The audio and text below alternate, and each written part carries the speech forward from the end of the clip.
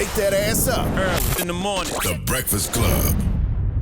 Morning, everybody. It's DJ Envy, Angela Yee, Charlamagne the Guy. We are the Breakfast Club. We got a special guest in the building.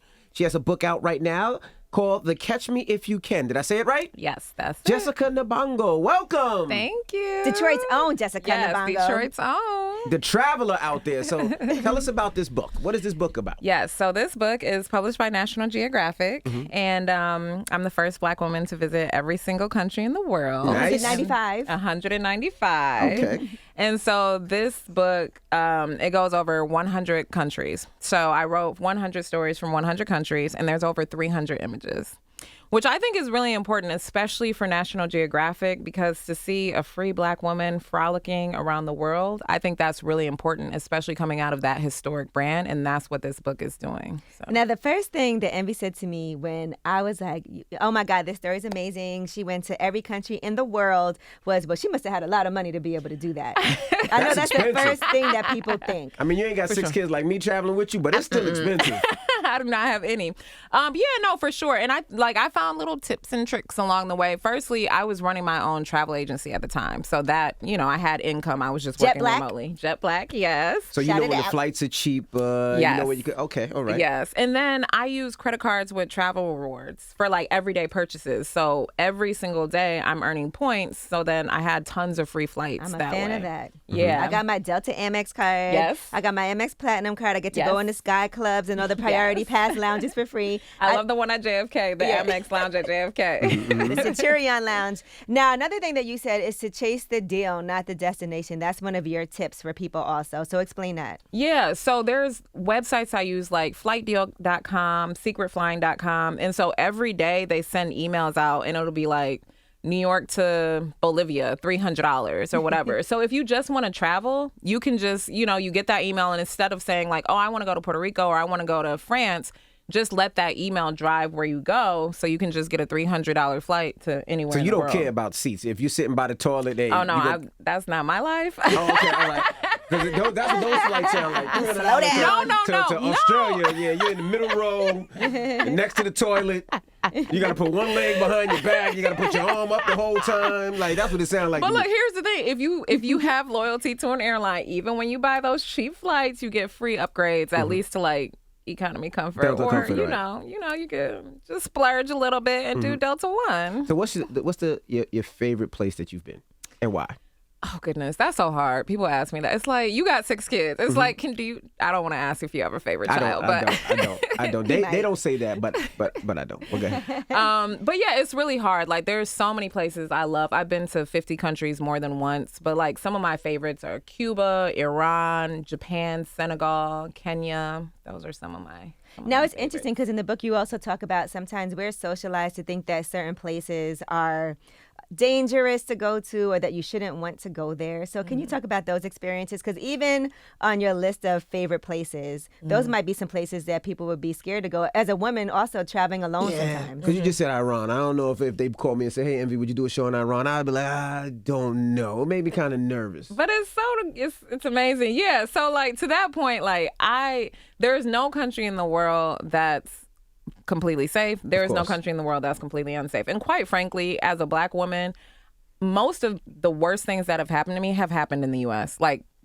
Hands down. I would say that too, yeah. You know what I mean? Miami, cops pulled a gun on me. That has never happened to me anywhere else.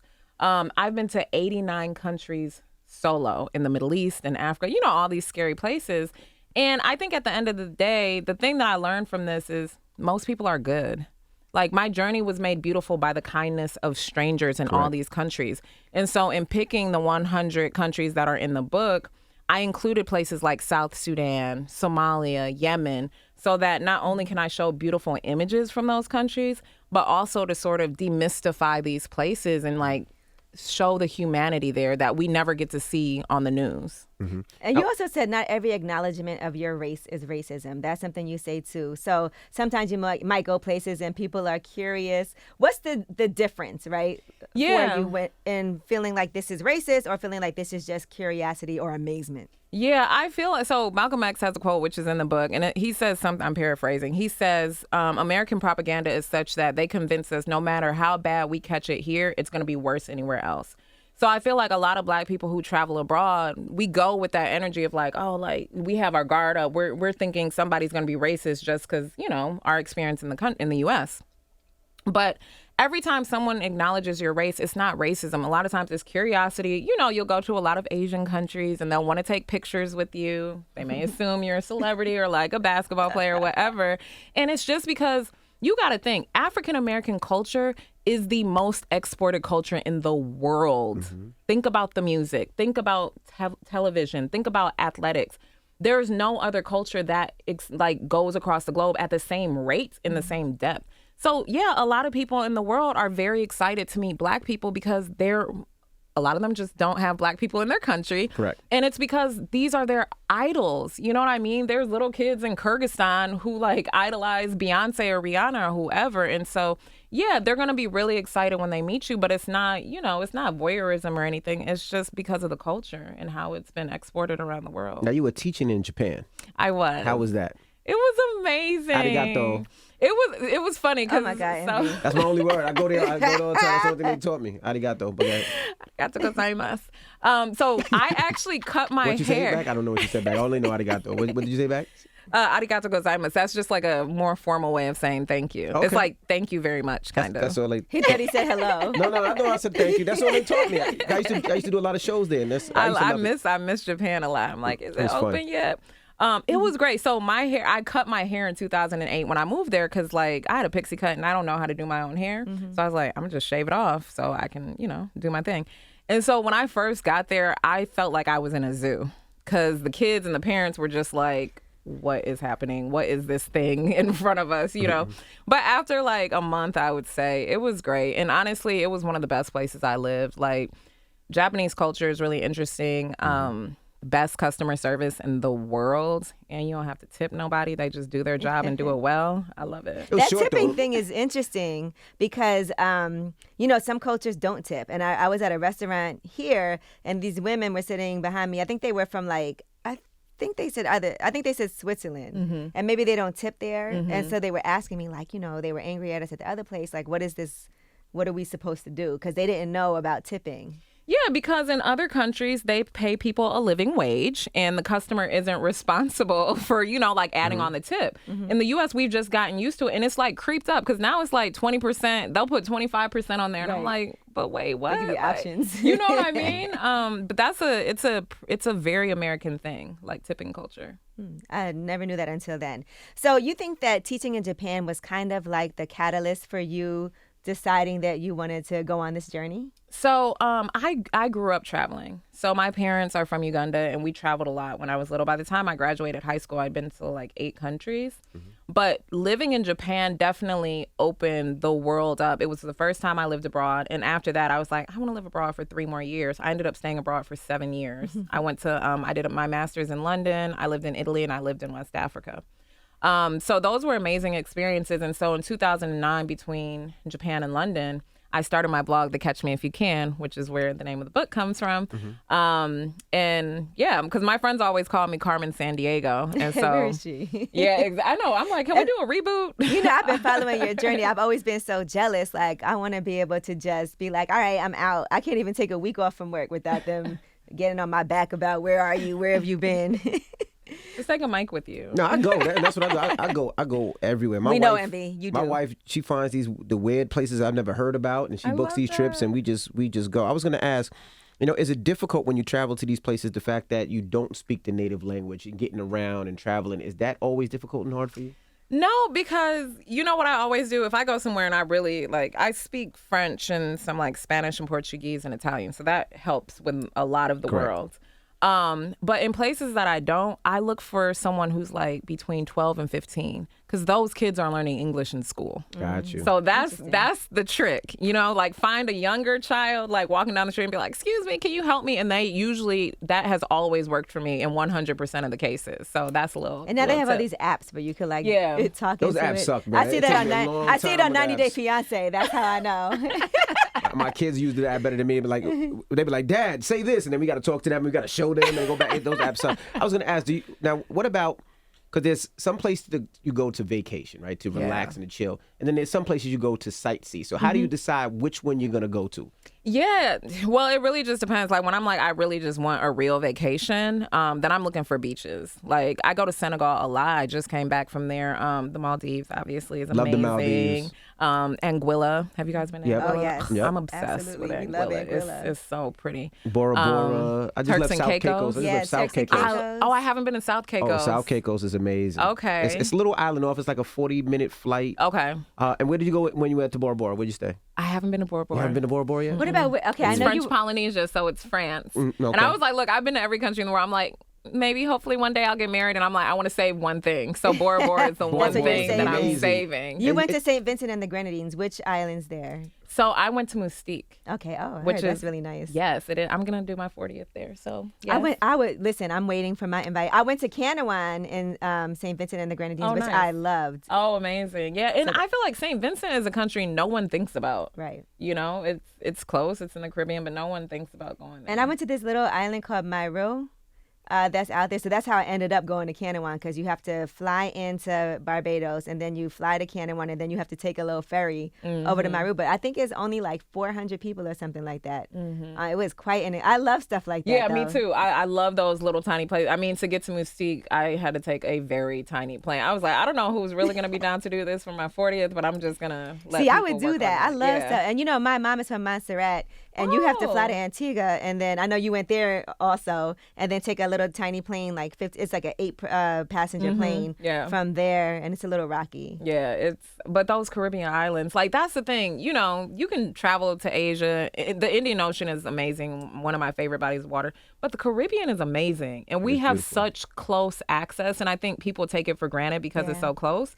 But some of the best beaches in the world are in the Caribbean. I feel like that's the Absolutely. only place I ever go. I do want to expand my palette a little, because every time we have time off, I'm somewhere in the Caribbean. Like that's the only place I feel like I ever go to. Yeah. And so I get a little nervous about traveling. That's why it was good for me to read your book and read about your different experiences and things that are on your bucket list too. Because you have me feeling like I have to make it to Egypt at some point. Oh, must. So me and my friends, for my homegirl's birthday in December, we did this luxury cruise on the Nile. Amazing. It was amazing. It was 5 days. We went from Luxor down to Aswan. It was amazing. And we got off every day and did like sightseeing, but it was so amazing, and it was the most relaxing vacation I've ever had. I try that to tell says a people all lot, the because time. you've had a I lot. try to tell people all the time, if you have kids and you're saving for their birthday or you're saving for whatever it may be, like my kids didn't have a Sweet 16. They don't necessarily have birthday parties, because what we do is I always tell them, I say, you want to have a birthday party? Or let's travel, let's see the world. That's amazing. And 9 times out of 10. So a lot of these places that I've seen was actually like my daughter's Sweet 16 party, or my son just turned 18, and we just like to travel. So let them see the world, because I never Yeah. got to see the world. For me, it was Disney World. That was me seeing the world. I never And we been there. drove, because we Well, couldn't I afford the love flights. It's a Small World. That Yeah. was my favorite ride.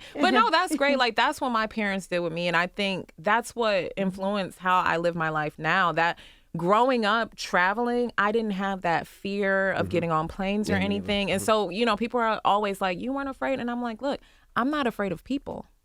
So if I'm not afraid of people, what is there to be afraid of? I can land in Khartoum by myself and, you know, have a great time. And funny story, I was in Sudan with, you guys know Bas and Eve. So that his You know, me and Boss went to the same high school and same college. Really? So me and Eve and J. Cole, we went to the same college. They We went all to went St. to John's? yeah. Hilarious. Okay. Yeah. The person that taught me how to DJ went to St. John's, Renan Taibu. Oh, I don't know him. No, okay, but okay.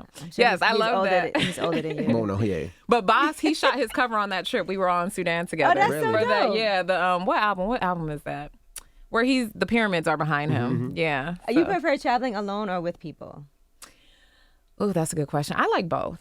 So when I'm alone, I feel like I get deeper into the culture because I'm really like talking to drivers and people and really understanding.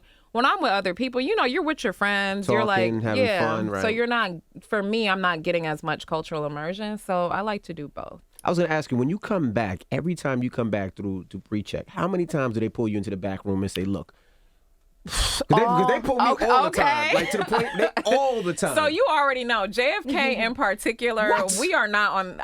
I think I have something on my passport. Oh, I know I do. No, they 'Cause pull me all look, the time. The Going last on those time when I places. came back from Senegal a couple weeks ago, I had the 4 S's. I don't know if you've ever had the 4 S's. I had the 4 S's, yeah. So one time I was asking about that. Somebody said, this is above me. Like They told me the They same said, you got to talk thing. to Homeland Security. Like, what? They took the soles out of my shoes. Now you can Oh, show damn. them your book and be like, Right, what? exactly. I'm just going to, you see I have my little thing. I'm going to just walk with my book everywhere. Like, here, guys, like, please This is don't what this is don't all press about. me. This is me right here on the cover. Yes, What was the worst exactly. country and why? Don't get her I'm just asking because, the reason banned why. from the place. Okay, so there's 2 places that I didn't really care for. Okay. Moldova and Belarus. And the people just weren't super friendly. I don't know what that is. So, you gotta So tell us they're what that both is. in Eastern Europe. Okay. And so some people be like, oh, because it's Eastern Europe. No, because like I love Serbia. Belgrade is lit. It's had so much fun, and I was there alone. There's a ton of Eastern European countries I love, but Moldova and Belarus, I'm just like, I'm good. Never again. When you go there, do you ever when you go to different places, do you ever go to the military bases at all? never. Not at all. So you don't mess Never. with Americans when you just No. you going to see. I do not. Because for me, like, I want to get an experience in that country. You know what I mean? So it's like, because, a lot of people definitely reach out and they're like, oh, I want to link up. But I'm like, I don't want to hang out with It's like expats having in this McDonald's. country. It's cool though because one time I went to, I think it was Bakran. I went Thanksgiving. So I spent Thanksgiving with the troops, which was dope because they were cutting. But like I love the experience to see how we live out there and just how people live out there. I love to travel too. If I could travel, I would leave as much as possible. I love it. I did. When I lived in Japan, I did go to, I went to a military base because my cousin was there. And it was so weird because I was like, this is America. And it's really weird. Like, they didn't take yen and they thought I was crazy. They were like, you don't have dollars? I'm like, I live in Japan. No, I don't have dollars. Right. But it was like, well, you've been to a base. It's a complete bubble and it's wild. Which, I mean, I can understand. You got to keep the troops comfortable so they are okay living there. But I also feel like they aren't getting the full like cultural experience. Especially like a lot of military people I talked to who were in Afghanistan. We do not have the same experience in that Right. country. I had an amazing experience. It was very beautiful. The people were amazing and super warm. But obviously that's not their experience. So I just wish that they could find a way to have both.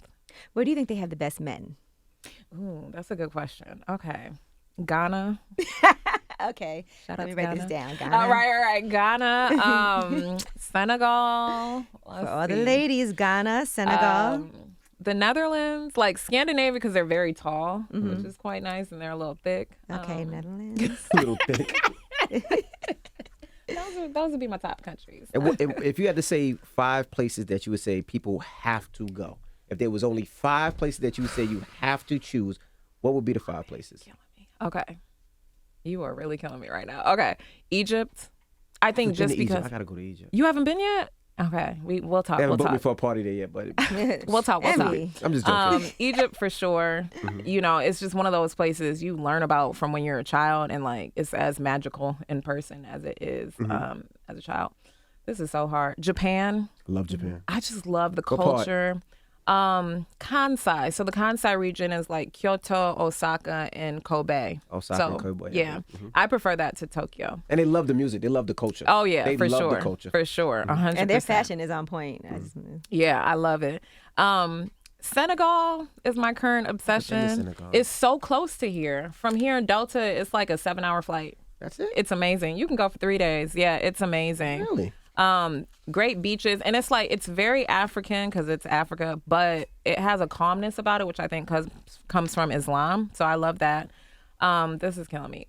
Sudan. Sudan, okay. So Sudan is the country in the world that has the most pyramids and the oldest, but nobody goes there. When we went to see those pyramids, we were the only ones there. And there was like, there's no ticket booth. There's nothing. Just pull You up. just walk. Just pull up. So like when you go to Giza, it's tons of people. But when you go to Sudan, it's like there's nobody there. And it's such an amazing experience. Oh my God, how many is that? I think that's 3. That's 3? You got 2 more. Okay. Cuba. I'm obsessed with Cuba. Really? Imagine that. And at first you didn't even want to go there. Yeah, I know. I'm obsessed with Cuba. I I want to always go to hear Cuba that. too. I see the car culture just looks like everything just reminds me of I want to go back. I haven't Yeah, been and there it's yet. because of the embargo. So it's like, it's not that they have those cars because they really love them. They have no other option. know. So like they've learned how to maintain them and, do everything they need to do. Amazing. Like the people, the food, I'm gonna ask a stupid the question. rum. Are we allowed in Cuba now? I know one time we couldn't go. We had to go around to get to Cuba and then come back around. Are we?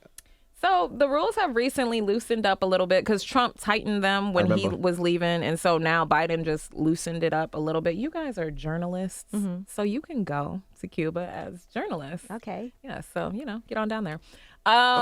We can be journalists for the sake of a trip to Cuba. Right, exactly. I don't know take play me them with you. games. I don't want to play that game. And then I'm stuck in Cuba. And then I'm like, well, Jessica said that we were journalists. Okay, last one. I'm going to say Mexico. Okay. What part? I love Mexico City. They have wine country, like Jalisco, which is where tequila is from. I think people, always just go to like Tulum, which, okay. Everyone was just in Tulum during the pandemic. Everyone was, right? Everyone in New York was in Tulum and LA was in Cabo. So if you go outside of that, Mexican culture it's so rich. Like, we take tequila for granted. There's mezcal, but also just the food. It's such a huge, diverse country. So I would encourage people just to get away from Cancun and Cabo and just see what else the country has to offer. All right, now here's a question. If you could invest, right, and get a vacation property in one place, where would you choose? Okay, I'm going to say two. Senegal and Ghana. Okay. That wasn't hard for us. She was like, and that's also on the list of the top three places. That's also the list of where the best men are, oddly enough. Right. You must got Bay in Senegal. You said Senegal 13 times a pair. Bay's in Senegal. You know why I like Senegal? I mean, it's tough if you don't speak French. It's really close to the U.S. The food is amazing. I'm gonna go. You know what I mean? The culture is dope, and it's like the weather is perfect, so it's just easy. Now, can you talk about Jet Black, your company, and Yeah. the services that you provide? Yeah, so RIP. We lost Jet Black to COVID. Oh, wow. Yeah, so it was a luxury boutique travel agency that I was doing, working with high net worth clients. And specifically, I started it to sort of change the narrative. So it was like we focused only on tourism in Africa, Central and South America, and the Caribbean. So our tagline was like, skip Paris, go to Dakar, Senegal again. And so that's what we were doing. We were doing group trips. We did group trips to like Cuba, to Jamaica, to Kenya, South Africa, Senegal. Where else did we go? Colombia. And it was amazing, but then COVID came. And I feel like it's time to bring it back, though, because first of all, these trips are getting a lot more expensive right now. Flights are wild. Ridiculous. I was like, okay, I don't, for myself, I'm like, damn. Wild. And my points aren't getting me as far as they used to. No, they are not. I'm like, y'all better quit playing with me. And that's another thing. How many people got that? Like, when I go to Delta, I used to be number one. Now I'd be on the list and I'd be like, how am I number 6? How is there 5 people in front of me? I would be in front of you. No, you wouldn't. Yes, I would. I'm a million miler. I'm a million miler too. And I have the same thing. I'm like, how am I number 4? Yeah. How am I number 4? But people also use their upgrade vouchers, so they bump you too. So I don't ever do the regional or domestic vouchers because I usually get upgraded. Me too. I do. So both. I never use them because if not, I don't want them to expire. I have so many of them. Yeah. So I'm always like, I just put them on just in case I need to use it, and that's how you get first. Yeah. So y'all want to be cheap with your vouchers. That's why you're 4 and 6 on the list. I used to be number 1 all the time. Now I'm like, it was one flight I was number 7. I'm like, how are there 6 people on this flight? That's more than me. I'm like, there's no way. But I'm always like, who are they? Like I just be looking like, who are they? When I look at the upgrades and it has the seat number, I'm like, who are you and what do you do? Who's in my seat? But meanwhile, they look at me and they're like, well, what do you do? Who are you? Yeah, now, let me ask you this: for a woman who's traveling by herself, right? Because a lot of us, as I said, I'm nervous. I've never gone on a trip by myself. So, what are some things that you would say are some tips you would give me to say, okay, Angela, you're traveling by yourself. Here's some things that you need to make sure you do. So for me, I think, again, my whole thing is like, lose that fear. There's nothing to be afraid of. Easy to say, but. Yeah, I know. But for me, if I'm traveling alone, I prefer to stay at hotels because I like having the concierge. I like knowing no matter what time of night I come in, there's going to be somebody there at the hotel waiting for me. I usually will take taxis instead of taking public transportation, or like I'll book a driver in advance and I'll ask the hotel to get me a known driver. So those sorts of things. Yeah, I'm like that too. When I travel, when my daughter or wife travels, I've never stayed in an Airbnb in my life. Oh, wow. Never in my life. And the reason being is security. I know in a hotel, I know I have three sets of security. One is You got to pass the lobby, the first person in the door. Then you have to use your key card to get in the elevator. Yeah. That's second. And the third is you got to get in my room. Yeah. So that's 3 forms of security to get to me. Yeah, I get that. Airbnb. Unless the person working in the hotel is the person. But I can still lock the door where it's going to take a little time to get in. But Airbnb, you don't know who it is. You don't know who owns it. Yeah. You don't know if somebody can hop a fence. You don't know if Or somebody has a key. previously Not copied the hop a key. It just makes me nervous. What about me? So what about for you meeting guys on these trips, right? Because you've had some rendezvous while you've been traveling. Okay. What are the In rules? Senegal, I'm sure. What are your personal rules on that, though? You know what's tough? Like for me, because I was working with like a lot of hotels, right? And they were hosting me. So I didn't just want to like bring folks back because that's weird. You know? You want to come live with me in Detroit? Right, exactly. But even like bringing them back to your hotel, you're like, you don't want the PR people to see you, and you're like, Yes. this is awkward. Yeah. And then it's like, do I really want to go to their house if I don't know like the country like that? So that you got to really just get to a place where you trust. And now I pay more for my hotels than I get free hotels because I like to just have more privacy now. Because that's the thing, as you start to become more well known, then you're like, oh, do people know who I am? And then you kind of got to like think about that. But I've met some really nice people in a few different countries, so it's been fun. Right. Like, because you be kind of sometimes a little nervous to go out with somebody, like if they're like, let's go out. So go somewhere public, or like to the point about the hotel and the security.